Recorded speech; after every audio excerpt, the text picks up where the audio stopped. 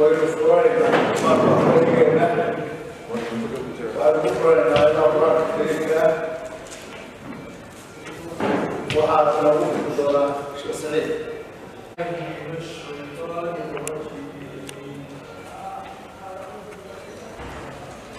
بسم الله الرحمن الرحيم الحمد لله رب العالمين الرحمن الرحيم مالك يوم الدين إياك نعبد وإياك نستعين الصراط المستقيم صراط الذين أنعمت عليهم غير المغضوب عليهم ولا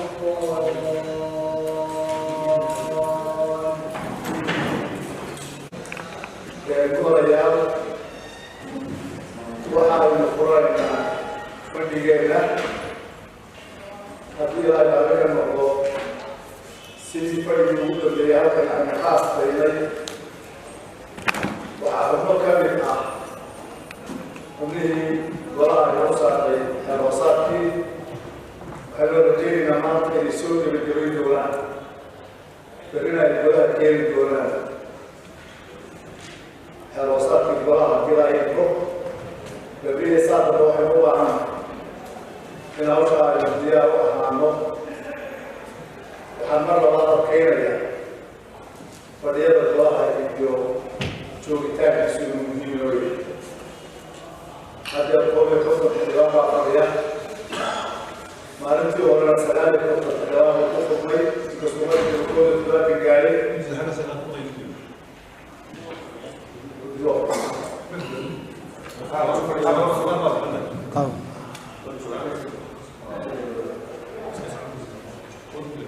وحجبوا بعضنا وقنا المظلمين لأسجاد سبحانه إنه الله لا يفرق فليتبعهم ولو من الله سلام سبحانه إنه هو يطلب بكل المعروف والمعروف أنا يحدث بكل كلمة مسلم قليل وقال للناس أما الله ويعشق أنصارها وأنصارها إلى الوقت إلى والوقت إلى الوقت والكل إن شاء الله تعالى ما أنت فريق روح البقرة وتعطيها يدرو إلى الناس الله أجندها كالفريق يديرها على الأرض وعام كل يدور قوية وراء وكلاء وأوقع يدور اللي ما ترى أجندها أديرها يدرو أخيرا إن شاء الله.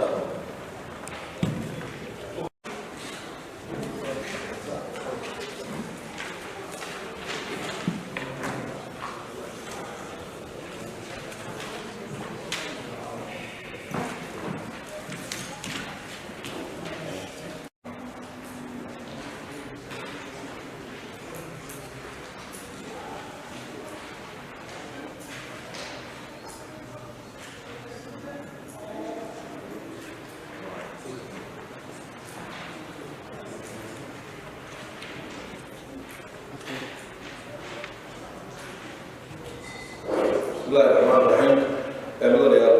صلاة السلام على رسول الله صلى الله عليه وسلم. تنتهي الوقت الفريق يفتني الهلال لحيا فتنا ذكرها وقيلها وعمرنا هو اللي شان يفتح الفريق صوب الاستقلالية ولا شان يفتح اسم الله. ده هو في تاريخ مسعود ده الحمد لله كفر القوات الرياض بينه وحسي الله على كفريق وليس سعودي. هذا أساس لأن في هذا الشيء الفريق وحاول هي لسه مسؤولية الحكومة. أنت يمكن فرق بين الجنوب المسؤولية وهي أنا قلت هو يا أنا أقول هو يا عشان ينمو الجنة. ربع مشاريع الصغيرة يقولها قولها وحورية مشاريع المقع حقها حراسات قولها ونصار لي كنت قاعدة وإن شاء الله بقيته أنا كنت أقول الله بالله وحصلت حد لبعض كلمة حد شغالها دولة حد راسو قولها الواسعين قلت قصة مرضي وحرق إنه يدخل وياها تسلو قليل إن شاء الله حد سامت الشباب هي صوت سالسة قلت قصة مرضي قالوا له ريالا سنة تسلو قليل إن شاء الله حد إرادة حقوق العروضة koowaad buu marayaa guddida shuruucdana dhisi doono insha allah loo dhisi doono haddii la idhaahdo xeerka ka hortagga xakaminta ka ganacsiga tahriibka dadka akhriska koowaad buu marayaa walaweynihii hore isagoo akhriska koowaad maraya oo laga dooday ayuu golo u xidhmay insha allah isagana waxaan golaha ka doodi doonaa haddii la idhaahdo xeerka macaanta qaranka akhriska koowaad buu marayaa guddiga deegaanka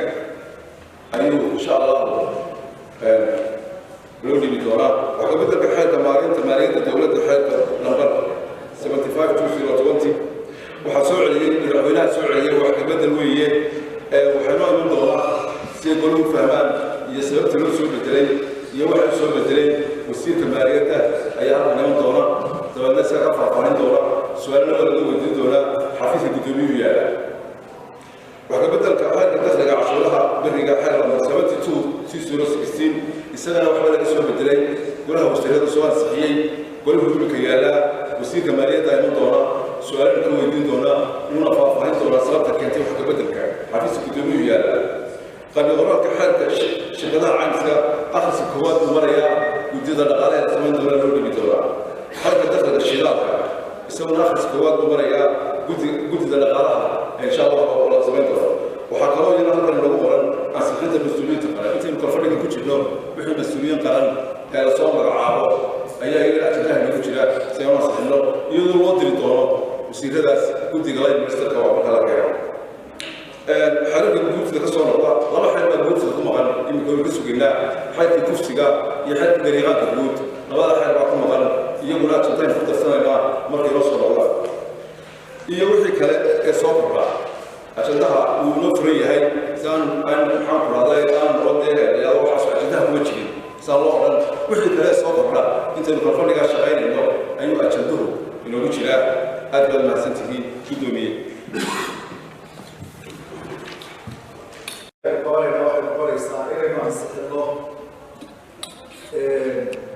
ajandaha kalfadhiga oo ah intaa hadda aynu hayno wadabada hortiida yaalla ee ka kooban 15 qodob iyo oo mid ka mid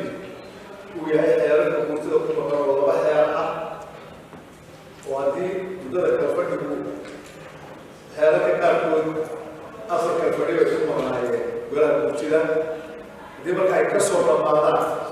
inta aynu kalfadhiga ku jirro wuxuu ka mid noqon doonaa ajandaha oo marwalba sababta aynu kusoo darayna waxa weeye maadaama maqayga intuu golaha ka baxay uu golaha guurtida tegey soo noqoshadiisa haddii kalfadhiga ku jiro uu yimaado waxay noqon doontaa in markaas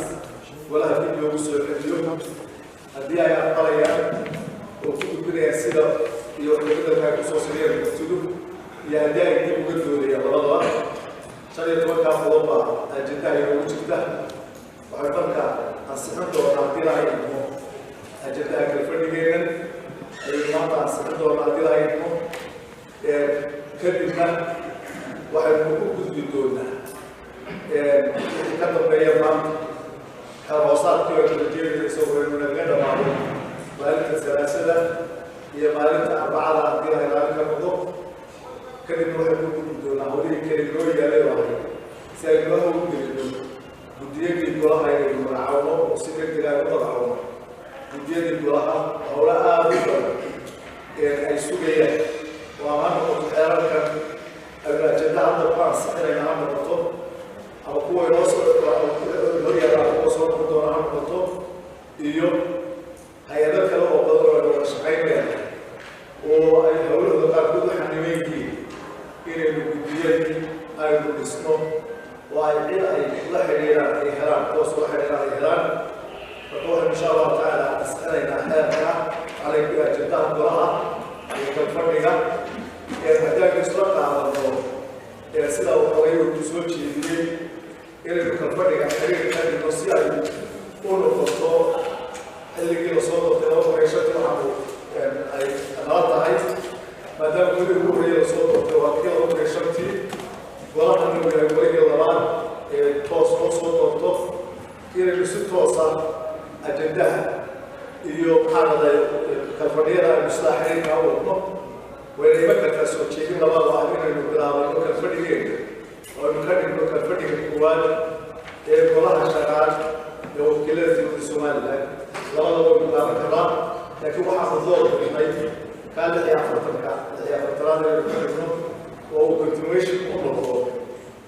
كوريين هذه مركان الجيرين أركت تاكل دول قواه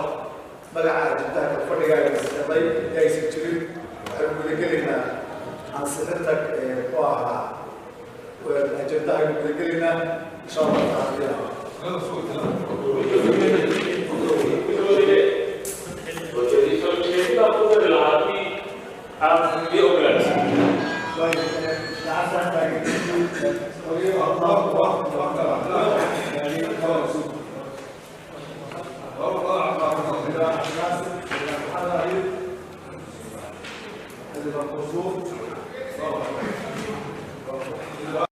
بسم الله الرحمن الرحيم. ونياش كلها وكيلها يشي بدون كوب قدومية وهريو مركب وضع سلامية سيدا واجبية ليوم مدن قدومية قضب كالحياة فرتنات الدستور كقرن كفرقات ديسة صدحات أقل واجبات كيسة كوات وإنو حيروسات كيسة كوان صحيحة ما قبوا إنه وانا حروسات كيني يسينو وذا الشقين لهاي إننا سحن إن دستور كبال مرنو وإن أجنداء سحنو انت هسا أنا نو هذا الكي يسوكو بياه وما سنتي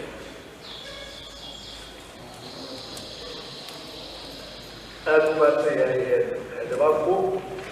وحبير يا عبد الناصر وحبير يا مصطفى اليوم هذا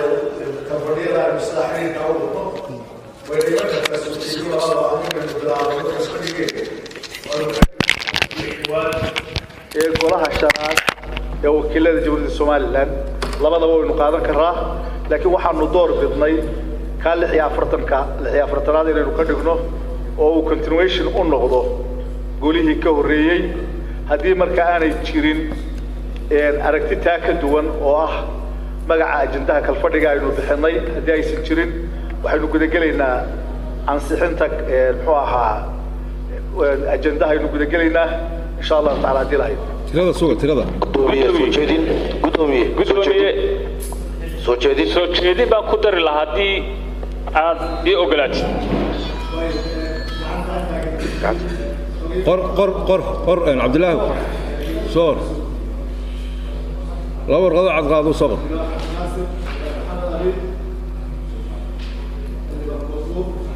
صغر. موارقو. ورقة صغر شمال ورقة عندنا صغر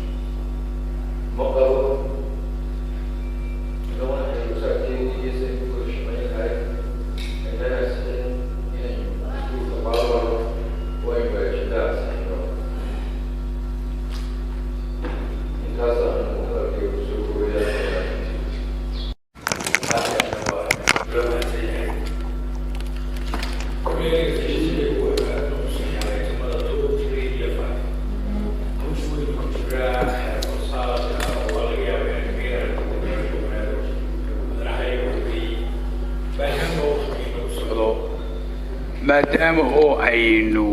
yani mas'uuliyiin ummadeed nahay waxaan isleeyahay howlaha wixii inoo qabsoomaya inaynu sii wado marka waxaan leeyahay qodobada 2, 3 iyo 5 waa hawl inoo taalo waana inoo socon karaya kala weynahaana iskale inta uu inoo socdo oo guddiga hawsha ku jirta ay inoo soo dhamaystirayso hawsha loo idmaday assalaamu calaykum waraxmatullahi iyo dhammaan xildhibaanada aad iyo aad baan idin salaamaya gudoomiye anigu waxaan runtii soo jeedin lahaa maadaama ajandada la siiyey in runtii aanu nahay golo cusub waxaan jeclaan lahayn inaan ogaano in ajandahan uu ajanda hore u dhisnaa uu yahay ama inay xeerarkan maanta la soo jeediyey xeerar aad u muhiim ah oo waqtigoodii la ansixin lahaa oo mar hore ahaa haddii kale waxaan soo jeedin lahaa inay goluhu ay iyagu runtii ajandahooda yeeshaan ay ajando cusub samaysaan maadaama aanu nahay golo cusub waxaan soo jeedin lahaa inay arrintaa runtii dood laga galo wixii ajandaha u noqon lahaa golaha aan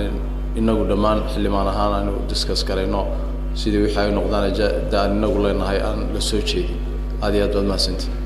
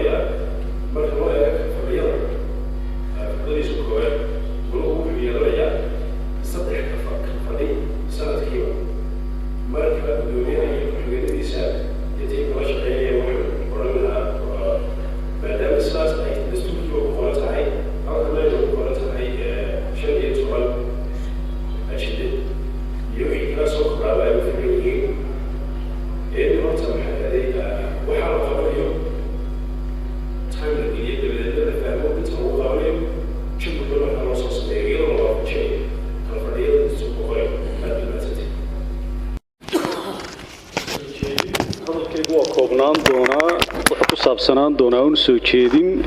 iyo su'aal aan weydiinayo shirgudoonka iyo galweynaha soo jeedintu waxa weeyaan xeerka in hor yaalla ee xeer hoosaadka golaha wakiilada xeerkan isku maamuli doono dhaqan ayaa hore u jiray Soomaaliland baarlamaanadii naga horeeyay dhaqan in degdeg wax lagu ansixiyo la dedejiyo la dambeeyo oo qodob looga doodin xeer hoosaadka qaabkan u galaa uga shaqeynaa galweynuhu u ansixiyaa waxay tusaale u noqon doontaa qaabkan mustaqbalka u shaqeyn doono iyo xeerarka ku xiga qaabka aynu u gali doono soo jeedintaydu waxa weeyaan aan soo jeedinayaa shirgudoonka gaar ahaan iyo guud ahaan golaha wakiilada xildhibaanada golaha wakiilada in xeer hoosaadka qodob aynu uga doodno qodob u ansixino oo aan duuduub iyo dedejiya iyo isagu muhiim ah xeerar badan baa ina sugayay horta kana degdeg isaga dhamayno aanu warkeenu noqdaa waa xeerkii aynu isku maamulaynay 5 sanadood inna kala xakameynayay inoo noqonayo waxaan isku maamulnaa inaynu ka fiirsanno waqti gelinno qodob isu dul taagno xeer aan ognahay qodobkiisa koobaad iyo qodobkiisa ugu dambeeya waynu ku wada qanacsannahay inaan samaysano degdeg aynu ka dayno kulley waan filayaa inuu in shirguddoonku qaabkaas u fikirayo laakiin uun waxaan soo jeedintaa u samaynaya inaan ilduuf dhicin qodobka haddii aan ka gudbo waxaan jeclaa runtii kulley waa uun fadhigii koowaad weeyaanoo qaabka xeerarku u shaqeeyaan waa baran doonaayo farsamada iyo technicalitiska wax badan baan ka ogaan doonaa wax badan ka akhriyi doonaa wax badanna khibrad iyo experience-ka aan ka helno ku baran doonaa su-aasha aan jeclaa in aan shirguddoonka weydiiyo iyo mudanayaasha kale golaha wakiilada waxa weeyaan xeerarkan guurtida inaga soo noqday waxaan filayaa guurtidu xeerar golihii wakiilada inaga horreeyey iyaga u gudbiyeen ayaa ay dib u soo celiyeen oo ay wax ka bedel ku sameeyeen ama qodobo ka mida qodobadii hore halkaa loo diray ay wax ka bedel ku sameeyeen marka uu xeerkan inagu soo noqdo kulley xeer hoosaadka aan samaysana wax badan ka qeexi doonaa xeerarkan ugu soo noqdo qaabkan u maaraynayno waxa su-aasheedu waxay ahayd uun ma dib baan u bilaabaynaa mise qodobadaa la soo celiyey uun baan eegaynaa dib u celinaynaa kolkaa runtii arrin yaro technical oo xeerarkaa nagu soo noqday qaabkan u gelayno oo aan ii kala caddayn baan jeclaan lahaa haddii fikir shirguddoonka iyo xildhibaanada kale ay ku dari karaan waa ka baxay waa mahadsantihiin assalaamu calaykum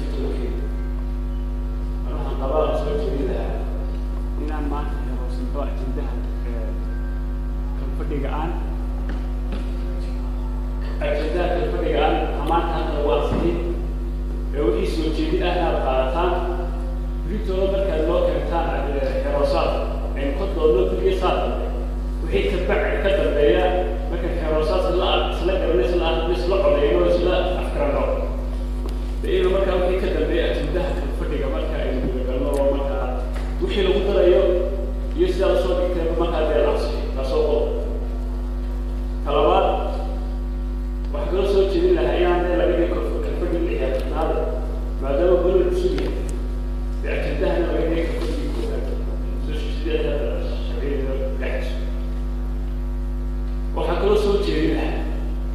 man xeeroosaadka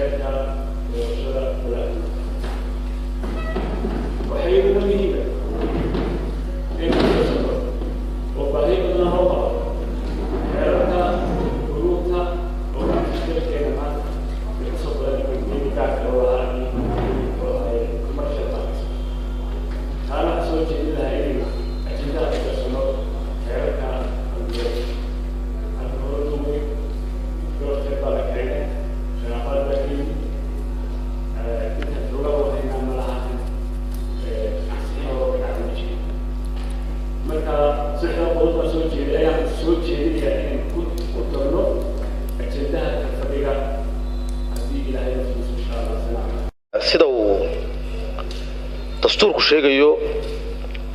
waxaa la qabaa xildhibaanadii iga horreeyey in shaqada ugu horreysa ee uu golahu qabanaya ay tahay inuu xeeroosaadkiisa samaysto guddi hoosaadyadiisana uu ku dhisto kabacdina uu gudagalo wixii kala hawle jirta arrintaa waa guddoomiyahaaba saxay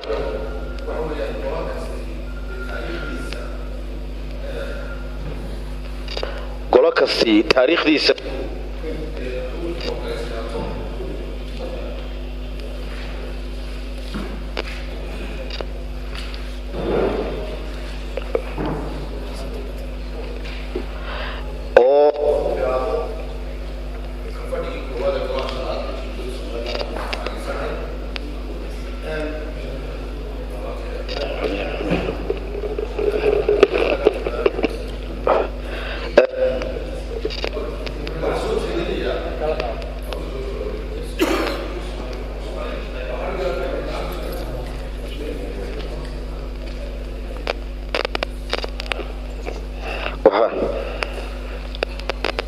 soo jeedinayaa kadib markaynu intaa qabanno in ajandaha lagu daro arrin ay golayaashii hore ay ka gaabiyeen oo habraaca xeerarka golaha ka soo baxaya waxaa jira xeerar badan oo qaabka ay u qaabaysay inay kala duwan yihiin sharciyan sida uu sharcigu qabana waa in cutub baa la qaadanayaa ma chapter baa la qaadanaya ma section baa midba dhinac bay xeerarka u isticmaaleen habraaca lagu daro maad aragtay intaan xeerarka waaweyn qaranka loo gudbin sidoo kale waxaa soo jeedinaya ajandaha lagu daro habraaca wada shaqaynta golaha guurtida iyo golayaasha xukuumadda procedurekaasi ilaa maanta oo aynu 3 sanadood jirno ma jiro in ajandaha koowaad lagu daro kaana uu soo jeedinaya waxa ugu muhiimsan oo rabaa intaan xeerarka la gudagelin xaaladda guud ee dalka iyo geeska bayn golahu qiimeeyo golahana waa golo siyaasadeed waa golaha koobsanaya wixii saameyn dhaqaale dalka ku leh wixii saameyn siyaasad ku leh in uu xeer ka soo saaro ama siyaasad ka soo jeediyo waxaynu ognahay lama oo biyo kama dhibcaana 7 bilood 8 bilood dalkani majority-giisu ma shaqayn iyadoo gobolku uu ololayo wasaaradda arrimaha dibadda ma jirto dalka duruufo badan oo kamid ah way jiraan sidaa darteed waxaan adkaynayaa oo soo jeedinayaa ku raacsanay mudanayaashii ugu horeeyay in qiimeynta xaaladda guud ee golaha la soo qadimo oo halka hore la keeno ugu dambeyntii halka waxa ku jira oo ajandaha uu baahan yahay 3 xeer oo culayskooda leh oo culays dhaqaale leh halka fadhi ku wada jira in la kala reebaan 3dana soo jeedinaya 3da la kala reebaya waxay kala yihiin xeerka saamaynta shidaalka iyo soo saaristiisa waa xeer culayskiisa leh xeerka macdanta qaranka isna waa natural resource-kii buu la xidhiidhaa isna culayskiisu leeyahay halka fadhi ma wada gali karaan iyo xeerka dakhliga shidaalka isagana 3da xeerna waxa soo jeedinaya inay halka fadhi ma wada gali karaan mudane gudoomiye in dib loo dhigo waxaana kaga baxaya waxa weeyaan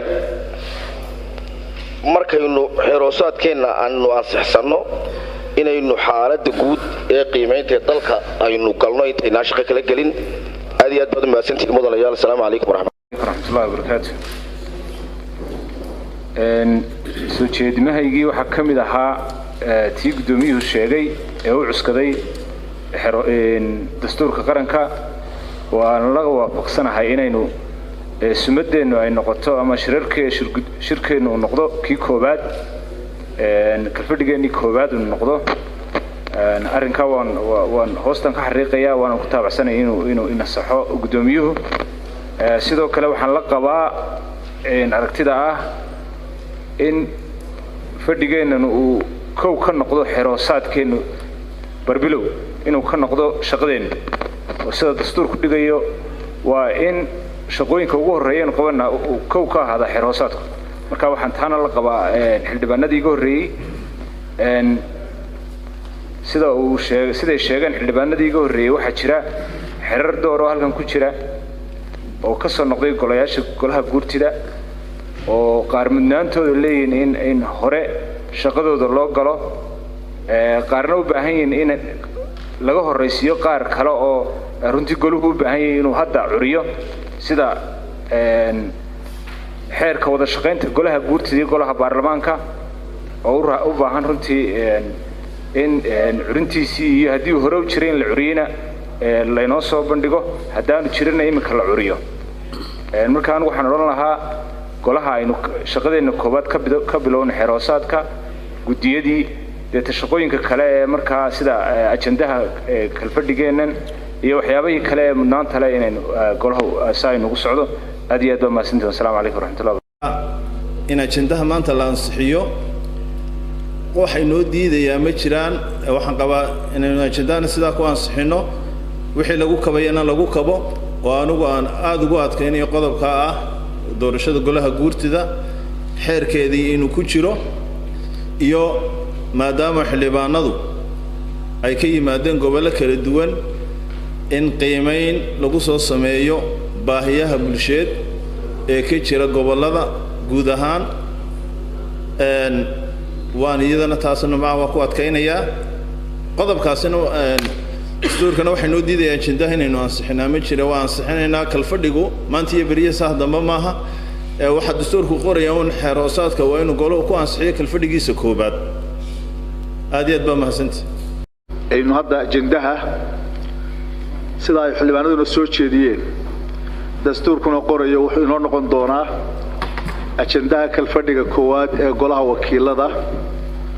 waxaynuna u qaadanaynaa sida uu yahay haddii aan xildhibaanadu wax diidaya aanay jirin waxaan aaminsanahay sidaa uu sheegay oo horta qoraal horena aan ugu sameeyey xildhibaankii ugu dambeeyey sheekh axmed wuxuu qorayaa dastuurku inay tahay in lagu ansixiyo kalfadhiga ugu horeeya waxaana uu ku guda jiraa xeer hoosaadku ajandaha kalfadhiga koowaad oo haddii aan la ansixin ajande la ansixin ajanduhu ka mid yahay xeer hoosaadku wax ka gaara ma noqonayo ajandihii inta aan waxba waxa ka horeynaya ajandaha lagu shaqaynayo oo ugu horeeya xeer hoosaadka iyo magacaabista guddiyada iyo businesska kale golaha u yaalla marka haddii aan wax diidayo oo maanici jirin waxaan soo jeedin lahaa ajanduhu inuu noqdo waxa ugu horeeya ee aynu ka barka koowaad aynu iyada aynu maartay ansixino haddii la hayidmo qodobka halkaas aan kaga gudbayaa wixii u baahan tala sharci waxaynu leenahay la taliyayaal sharci oo aynu kala tashanayno haddii la hayidmo waxaana runtii mar walba muhiim ah oo la rabaa inaynu aada u xusuusnaano waxyaabaha ugu horeeya ee kalfadhiyada lagu ansixiyo waxaa ka mid ah waad ogtiinoo golihii hore shaqada uu qabtay waxay noqonaysaa shaqo uu golahani qabtay marka xeerarka guurtida ka soo noqday waa xeerar golahu ansixiyey waxaana laga soo qaadayaa ictibaartoodu noqonaysaa sharciyeed in golahani ansixiyey sida xildhibaankii su-aashaa weydiinayeyna goluhu wuxuu xaq u leeyahay inuu wax ka beddelkaa ay soo jeediyeen guurtidu inuu sidooda u qaato inuu diido oo tii goluhu ku ansixiyeyoo hore la qaato iyo in dood laga furo saddexdaba golaha xaq u leh waxyaabaha goluhu xaq u leeyahay bay ka mid tahay mar kasta mudnaanta waxyaabaha aynu siinayna waxaa ka mid noqonaya xeerkii golahan ka baxay oo wakhtigiisa leh ee guurtidu soo celisay isaguna mudnaantiisu yeelanaya haddii ilaahay idmo waxyaabo badan oo ixtiraam badan u baahan baa jira iminka xeerkaa aada looga dhawaajiyey guurtida waxaan rajaynaynaa xeerkaasi inuu bilaaban yahay oo dhinaca xukuumadda ka bilaaban yahay baynu rajaynaynaa aynuna sugayno oo xagga xukuumadda aynu ka sugayno mardii xeerkii iyo curintiisii waana inta badanna labadan gole aad baa loo soo qaaday wada shaqayntooda xogta aan hayo wada shaqaynta labada gole xoogaa madmadooba baa jiray oo hore waxaynu u baahannahay inaynaan ka bilaabin hawlaheenna meelaha had iyo jeer uu ka iman karo isqabsiga iyo dadka masaalixdu ka dhaxayso waayo waxay isku haystaan awoodaha golayaashu inta badan way ku murmaan waxa jirta in awoodaha ay isku qabteen dabeedna tafsiir sharci loo doontay maxkamadda sare oo ay maxkamadda sare wax kala tiri ilaa haddana arrintaas aanay dhammaanin oo ay waxyaabo ka taagan ay jiraan kayaga waxaynu u daynaynaa arrimahaas oo kale haddii ilaahay idmo markaynu guddiyada dhisno guddiyadu iyagaa u xil saaran howlaha qolo waliba dee businesskeeda gaarka ah bay yeelanaysaa sida xildhibaanku hadda weydiinayay xeerarka kan iyo howlaha la qabanayo waxaa qabanaya guddi waliba howlay u xil saaranta guddidaasaa u soo jilcinaysa golaha oo u soo fududaynaysa sida hadda guddiga aynu u saaray xeer hoosaadkoo kale wixii hore u jiray ee xeerar ah waxay soo qorayaan xeerarkii iyo waxa ay ka bedeleen oo lifaaq ah lifaaqaasaa goluhu ama ku raacaya ama kordhinaya ama sidii hore ku ansixinaya ee uu ahaa marka waxaynu u baahannahay waxyaabaha qaarkood wax badan runtii anoo aad u ixtiraamaya xildhibaanada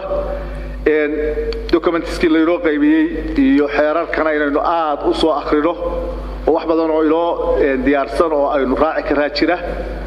marka haddii aan wax maanici jirin waxaan soo jeedinayaa ma jirto intaanu soo baadhnay kalena tashanay la taliyaasheenna xagga sharciga wax diidaya ajanduhu inuu noqdo waxa ugu horeeya la ansixiyo xeer hoosaadkuna wuxuu qasab aynu ka mid noqdo ajanda haddaan ajanda la samayna wax shaqo ah oo la qaban karaa haba yaraatee ma jirto wixii u baahan la talin sharci dib baynu ugu celinaynaa iyo minutiskii laynoo qaaday insha allah fadhigeenna berritana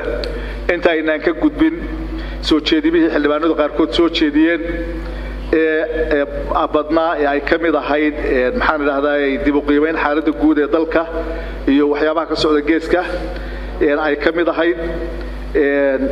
iyo kan xeerkan guurtida oo xogna aynu ka hayno laakiin aynu xog ballaaran oo faahfaahsan ka raadin doono haddii lahay idmo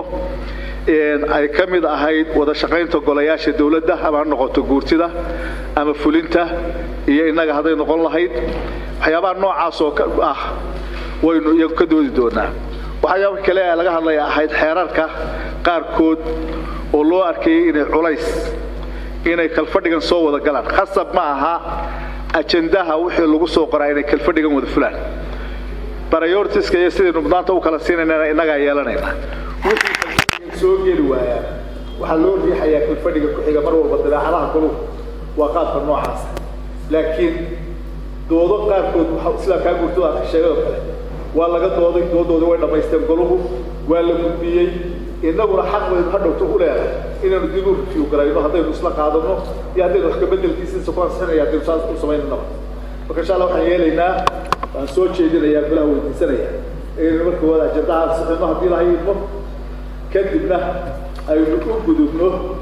maxaa la filayaashan xagga sharciga aynu u gudbino soo jeedinihii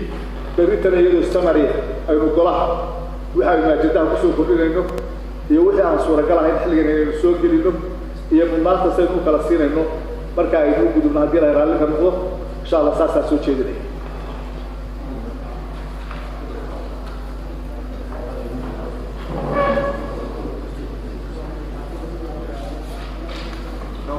waxaan codsanayaa inaynu ansixin ajandaha golaha hor yaalla haddii la raalli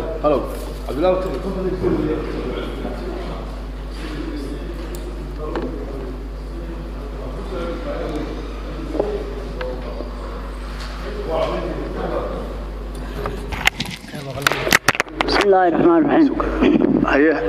gudoomiye ajandaha haddii aan qodobadan ay xildhibaanadu soo jeediyeen aan lagu darin dee intii hore uun keliya ma ansixin karno waa inaynu horta ka doodnaa in lagu daro iyo in laga reebo xildhibaan guun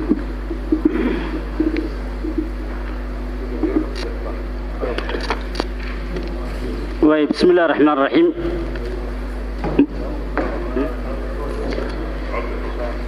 mudane gudoomiye iyo dhammaanba waxaan ku salaamayaa xildhibaanada salaanta islaamka assalaamu calaykum waraxmatullaahi wabarakaatuh خضر قوم بنسي هذا صاحبك وحق كوري تشسو